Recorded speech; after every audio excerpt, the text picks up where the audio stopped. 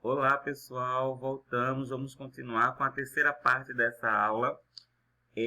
Nesta aula nós estamos trabalhando com a produção de texto e começamos falando sobre, a modificação do conceito de texto e trabalhando as características do texto escrito e do texto oral. Nesta parte da aula vamos trabalhar as características do texto multimodal ou multissemiótico, como chama a BNCC, a Base Nacional Comum Curricular, que foi publicada em 2018. Então, vamos lá.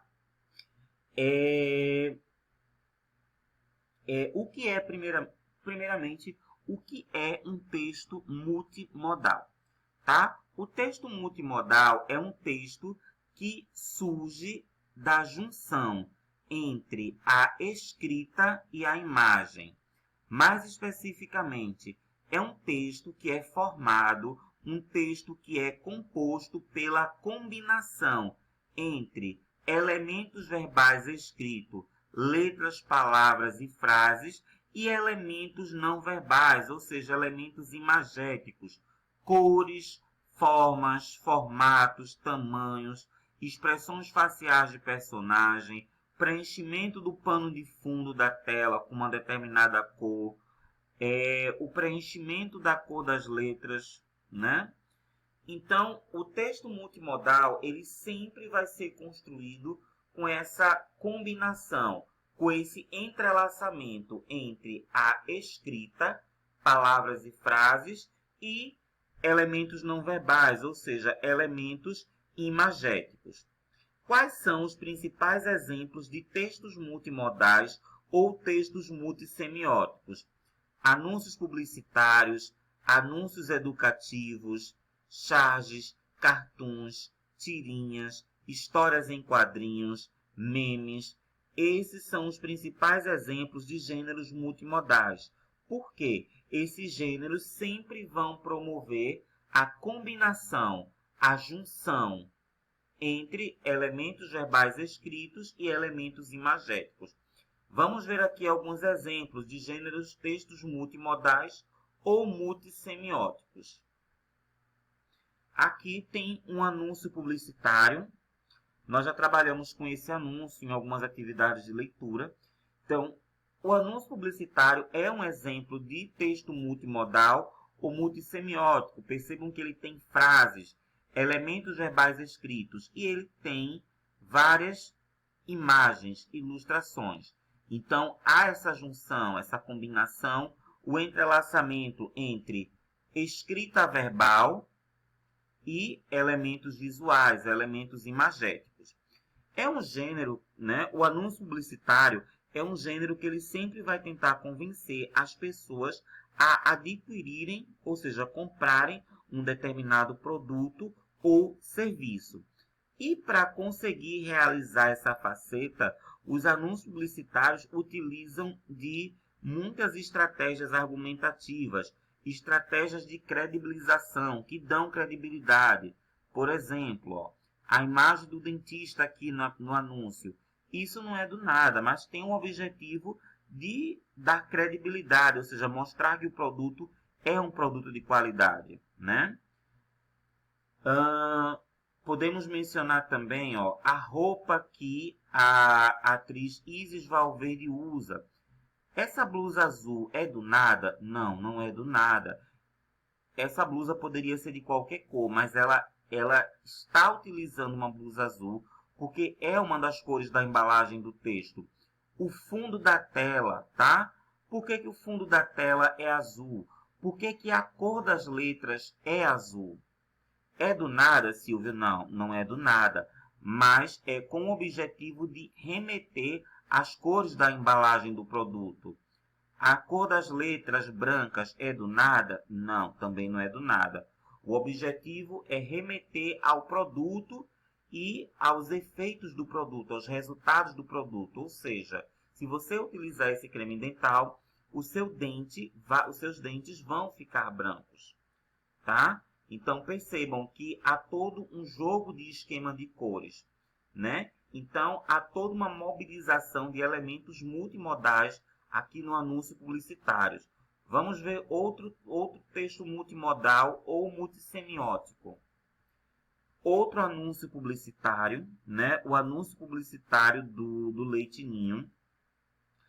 O objetivo do anúncio publicitário é também convencer as pessoas a comprarem um produto.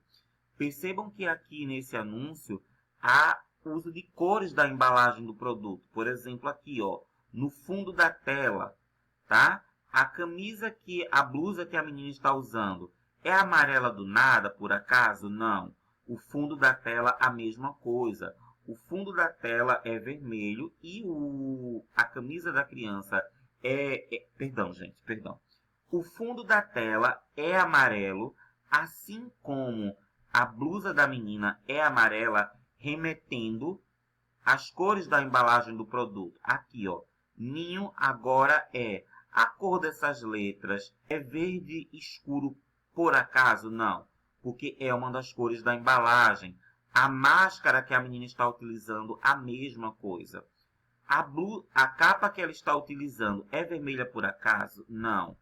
Né? Esses pesos também são vermelhos por acaso? Não. São cores da embalagem do produto. Então, é um jogo de esquemas de cores bastante utilizado, bastante comum nos anúncios publicitários. Por quê, Silvio? Primeiramente porque o anúncio é um gênero, o anúncio publicitário é um gênero preponderantemente imagético. Então, ele usa frases curtas, mas o apelo dele, o grande apelo do anúncio publicitário é imagético. Por quê? O objetivo é fixar a imagem do produto na mente do leitor. Para que isso? Para fazer com que esse leitor venha a comprar o produto. Aqui um anúncio de campanha comunitária que ele tenta convencer as pessoas a preservarem o meio ambiente. E como é que ele faz? Como é que ele tenta fazer isso, né? Ele coloca os pulmões, a imagem dos pulmões preenchidas como árvore. Então ele relaciona as árvores ao fato de respirar, a ação de respirar. Aí o anúncio pergunta: quer continuar a respirar? Comece a preservar. É um gênero multimodal, Silvio? É um texto multimodal ou multissemiótico, como a BNCC chama. Por quê? Porque é um texto que ele não traz somente os elementos escritos. Não, ele também traz os elementos visuais e imagéticos. Então, esse texto, esse anúncio de campanha comunitária, promove a junção de escrita verbal e elementos imagéticos. Terminou. Então, vamos lá. Vamos para a noção de produção de texto, gente. Lembram que a gente viu que a linguística de texto, né, lá no primeiro módulo, a linguística de texto, ela vai produzir, tá, um novo conceito, uma nova concepção de leitura. O mesmo acontece com a produção de texto, tá? Segundo Coy e Elias, 2009, tá?